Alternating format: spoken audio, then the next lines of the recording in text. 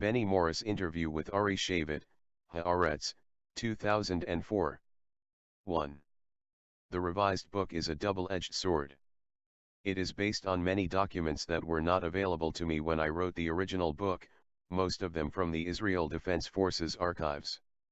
What the new material shows is that there were far more Israeli acts of massacre than I had previously thought. To my surprise, there were also many cases of rape.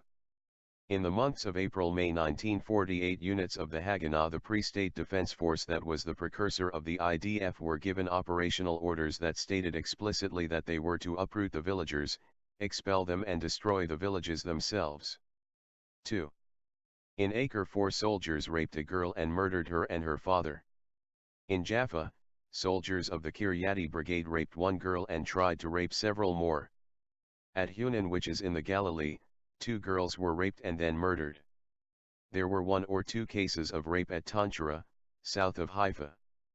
There was 1 case of rape at Qula, in the center of the country. At the village of Abu Shusha, near Kibbutz Gezer in the Ramle area, there were 4 female prisoners, 1 of whom was raped a number of times. And there were other cases. Usually more than 1 soldier was involved. Usually there were 1 or 2 Palestinian girls. In a large proportion of the cases the event ended with murder. Because neither the victims nor the rapists liked to report these events, we have to assume that the dozen cases of rape that were reported, which I found, are not the whole story. They are just the tip of the iceberg. 3. In some cases 4 or 5 people were executed, in others the numbers were 70, 80, 100. There was also a great deal of arbitrary killing. 2 old men are spotted walking in a field, they are shot. A woman is found in an abandoned village, she is shot. There are cases such as the village of Dawayma in the Hebron region, in which a column entered the village with all guns blazing and killed anything that moved. 4. The worst cases were Salihah, 70 to 80 killed, Deir Yassin, 100 to 110, Lod, 250, Dawayma, hundreds, and perhaps Abu Shusha, 70. There is no unequivocal proof of a large-scale massacre at Tantura, but war crimes were perpetrated there. At Jaffa there was a massacre about which nothing had been known until now. The same at Arab al-Muwasi, in the north. About half of the acts of massacre were part of Operation Hiram in the north, in October 1948, at Susuf, Salihah, Jish, Elaboun, Arab al-Muwasi, Deir al-Assad, Magdal Krum, Sasa. In Operation Hiram there was an unusually high concentration of executions of people against a wall or next to a well in an orderly fashion. 5.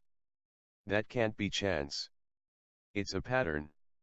Apparently, various officers who took part in the operation understood that the expulsion order they received permitted them to do these deeds in order to encourage the population to take to the roads. The fact is that no one was punished for these acts of murder. Ben-Gurion silenced the matter. He covered up for the officers who did the massacres. 6. One of the revelations in the book is that on October 31, 1948, the commander of the Northern Front, Moshe Carmel, issued an order in writing to his units to expedite the removal of the Arab population. Carmel took this action immediately after a visit by Ben-Gurion to the Northern Command in Nazareth. There is no doubt in my mind that this order originated with Ben-Gurion. Just as the expulsion order for the city of Lod, which was signed by Yitzhak Rabin, was issued immediately after Ben-Gurion visited the headquarters of Operation Dani July 1948. 7. From April 1948, Ben-Gurion is projecting a message of transfer. There is no explicit order of his in writing, there is no orderly comprehensive policy, but there is an atmosphere of population transfer. The transfer idea is in the air. The entire leadership understands that this is the idea. The officer corps understands what is required of them. Under Ben-Gurion, a consensus of transfer is created. 8. Of course Ben-Gurion was a transferist. He understood that there could be no Jewish state with a large and hostile Arab minority in its midst. There would be no such state. It would not be able to exist. 9. Ben-Gurion was right.